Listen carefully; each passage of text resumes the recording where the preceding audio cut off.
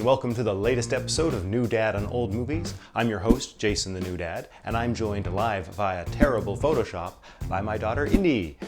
Say hello, Indy. Sorry, I don't know what to say. This channel is intended as a casual primer for classic movies. I'll be focusing mainly on the ones I think many people have heard of but perhaps not seen. The guidelines. Every film is one I like. Every film is from before 1970. And every film has to be available on Blu-ray or DVD. So let's get to it, and maybe one day my daughter will be inspired to watch some of these movies. In this episode, we're watching the 1944 American noir mystery thriller Laura, starring Dana Andrews and Gene Tierney. Laura is a murder mystery, a whodunit, with a pretty solid twist for 1944. By today's standards, nothing exceptionally surprising, but back then it was pretty darn awesome. Otto Preminger directed it, and he had a heck of a time getting it together. For starters, he clashed with the author of the play on the direction the script should take, and the studio head, Darryl F. Zanuck, was not a fan of Preminger and bumped him into a producer role and hired Ruben Mamoulian to direct it instead. Mamoulian ignored everything Preminger suggested as producer, and he rewrote the script.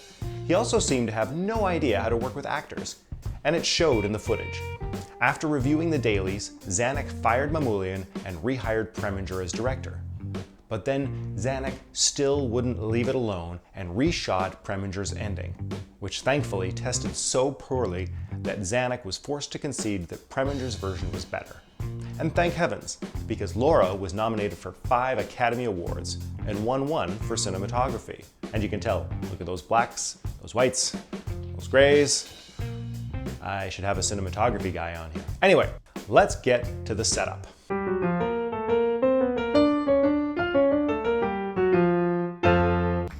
We begin with the 20th Century Fox logo.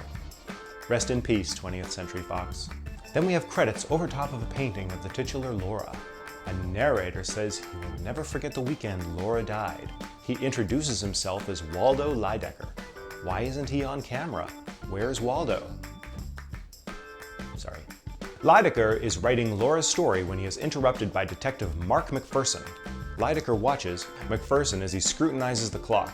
Apparently, the fancy clock is only one of 2 in existence, and the other belonged to Laura.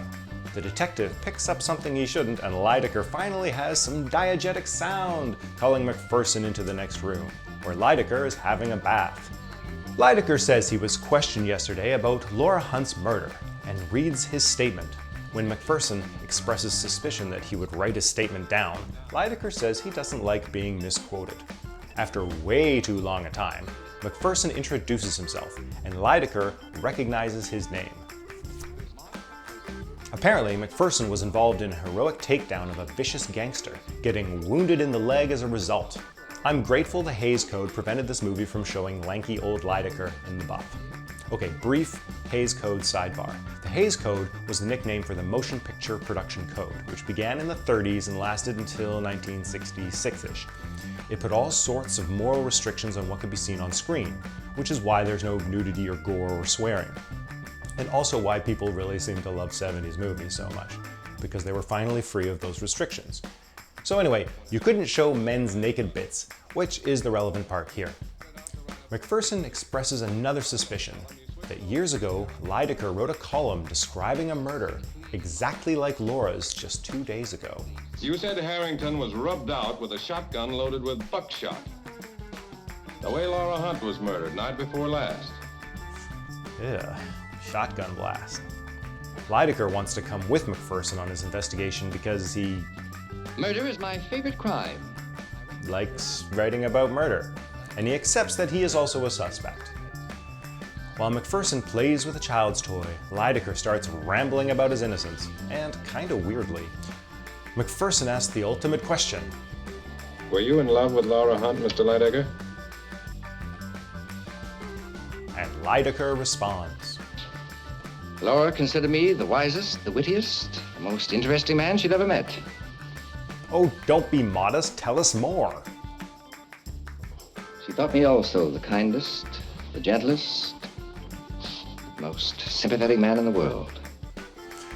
Anyway, Lydecker says that Laura's adoration made him want to be all those things, or at least a better person.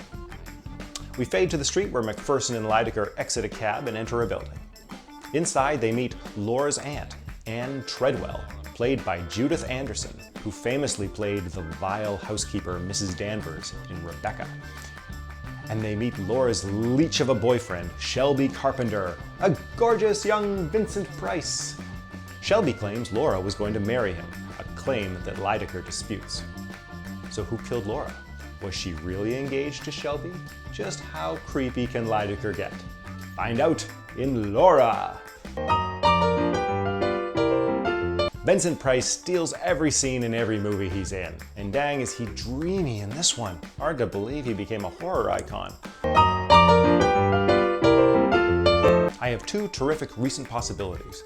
For those seeking a completely bloodless thriller, check out Searching, starring John Cho as a father trying to find his daughter. The film is unique in that it takes place entirely on computer monitors as he uses modern technology to solve her disappearance. You could also pair this movie with the darkly comic, stylish and racy A Simple Favor, starring Blake Lively as a mysterious wealthy woman with an aversion to being photographed, and Anna Kendrick as her naive friend who tries to solve the mystery of her disappearance. Do you find Vincent Price as alluring as I do? Are Searching and/or A Simple Favor good pairings with Laura? Let me know in the comments, and if you like this video, then like this video and subscribe. Until next time, I'm gonna go read Go the F to Sleep and hope that Indy takes it to heart. And as usual, here's 1 second of footage from the next episode.